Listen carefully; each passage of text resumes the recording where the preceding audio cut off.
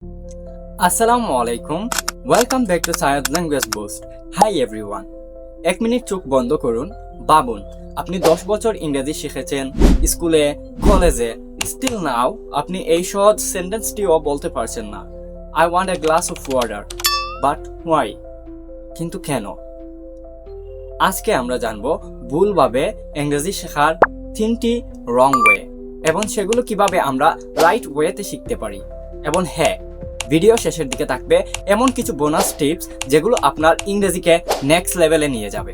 তাই সেগুলো মিস করতে না চাইলে পুরো ভিডিওটি দেখুন। তাহলে শুরু করা যাক। Number 1, grammar first, speaking letter. এটা ভুল। আমরা প্রথমেই কি করি? আমরা প্রথমেই গ্রামার শিখি, টেন্স, ভয়েস, ন্যারেশন, কিন্তু কি শিখি না? স্পিকিং। রাইট, আপনি ঠিকই শুনছেন, স্পিকিং। আমরা শিখি না speaking. It's like learning how a car works before you learn how to drive. এটি হয়ে যায় গাড়ি চালানো শেখার আগে গাড়ি কিভাবে কাজ করে সেটা শেখার মতো। তাহলে রাইট মেথডটা কি? প্যারা নিয়েন না ভাই, আমি আছি তো আপনাদের সাথে। আমি দিচ্ছি আপনাকে solution. Learn simple sentence, practice them, grammar will follow naturally. Wait, remember, grammar should support your speaking, not stop it. Number 2, translation based learning. এটা খুব ভুল পদ্ধতি। চিন্তা করুন তো, মানুষ যখন তার মাতৃভাষায় কথা বলতে শিখে তখন কি আগে সেটা অন্য কোনো ভাষায় ট্রান্সলেট করে বা অন্য কোনো ভাষায় চিন্তা করে? আমার, আপনার সবার উত্তর হবে না। কারণ যে যেই দেশেই জন্মগ্রহণ করুক না কেন, সে সেই ভাষা ন্যাচারালি শিখে যায়। আমরা কি করি? আমরা আগে বাংলায় ভাবি, তারপর ইংরেজিতে ট্রান্সলেট করি। রেজাল্টটা আসে কি? Slow, unnatural speech. তাহলে বেটার ওয়েটা কি?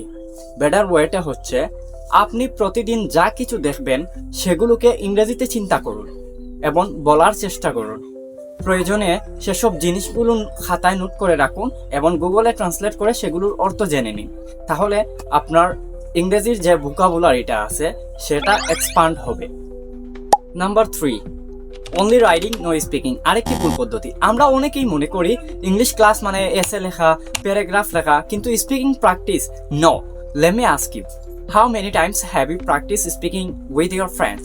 Probably 0, right? But English is a speaking skill, not just writing. তাহলে সলিউশনটা কি? আমি এর সলিউশনটা দিচ্ছি 5টি স্টেপে।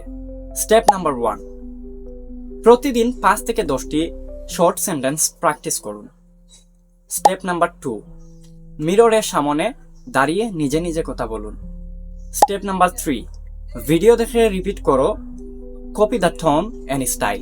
স্টেপ নাম্বার 4, প্রতিদিন যে কোনো বিষয়ের উপর 2 মিনিট কথা বলুন এবং সেটি আপনার মোবাইলে ভিডিও রেকর্ড করুন। Step number 5, daily advance word 5 থেকে 7টি বাংলা অর্থসহ মুখস্থ করুন। এবার আমি আপনাদের দিচ্ছি বোনাস টিপস। প্রতিদিন অন্তত 1 পেজ ইংরেজি লিখুন। বাংলা ভাবনা বন্ধ করো, ইংরেজি অভ্যাস গড়ে তুলো। ভুল হতেই পারে, কিপ গোয়িং। ইংরেজি গান শুনুন, মুভিজ দেখুন। বিদেশি বন্ধুদের সাথে প্রতিদিন কথা বলার অভ্যাস গড়ে তুলুন। যদি সেরকম কোনো ওয়ে না থাকে তাহলে কমেন্ট করুন, আমি সে বিষয়ে ভিডিও বানিয়ে দেব ইনশাআল্লাহ। রিমেম্বার ফ্রেন্ডস, ভুলভাবে শিখলে শেখা হয় না। Let's learn English the right way with fun, speaking and smart techniques. Say it with me now. I will speak English the right way. I will speak without fear.